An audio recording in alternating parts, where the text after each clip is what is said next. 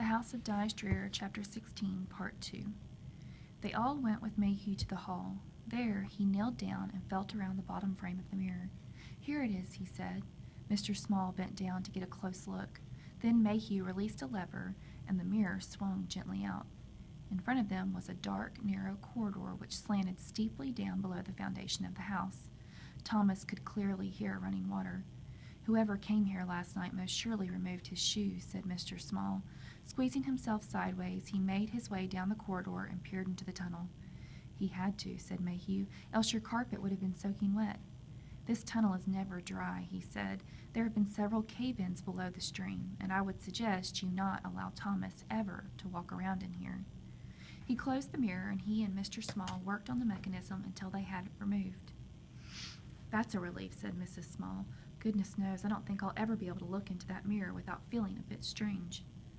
They returned to the kitchen, but Mayhew declined to sit down. "I'd best be going now," he said. "You folks ought to get to bed. Get as much sleep as you can."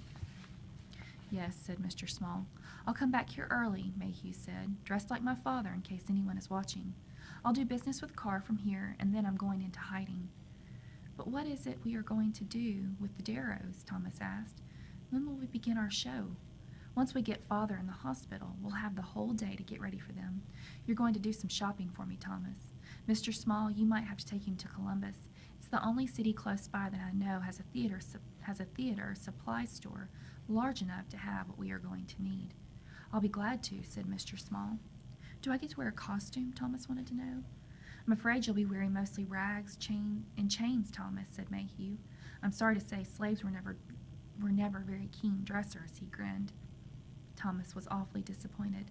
"Not even a false face?" he asked Mayhew. "Oh, sure, you can have a false face and a false head of hair if you like," Mayhew said. Thomas felt better, and he smiled. "What do I get to wear?" asked Mr. Small. "You're going to look swell," laughed Mayhew. "I've got you all set for a black fire and brimstone suit and shoulder-length gray blonde hair." "I can hardly wait," said Mr. Small, smiling. Mrs. Small looked a bit peeved, but she didn't say anything. Mayhew, noticing her expression, winked at Mr. Small. "Now what is it, Mother? Are you feeling left out?" Mrs. Small wouldn't say anything. "You want to be an actor too?" Mayhew said. Mrs. Small's face lit up. They all burst out laughing. "I'll have to get one of the Carr girls to look after your little boys," Mayhew told her. "Will that be all right?" "Oh, that will be fine," said Mrs. Small breathlessly. Who do I play?" "Well, there's nothing that says one of those slave ghosts couldn't be a woman." "Oh, no, really?" said Mr. Small. Mrs. Small covered her face and giggled into her hands. "You can't do that," Thomas said. "Old Drear wouldn't have sent a woman back into slavery." "Sure he would have," said Mayhew. "And he probably did, too," said Mr. Small. "Many times women slaves could pretend they were house servants out on an errand, when actually they were running away." "But the Darrows would never believe it," said Thomas. I bet they think of ghosts like I do, that they are men." "Maybe you're right about that," said Mayhew. "We could shave her head, perhaps." Mrs. Small gasped. Mayhew and Thomas laughed uproariously. "No," said Mayhew, "we can do better than that. We'll make you a man like Thomas. We'll have to build you both up with muscles.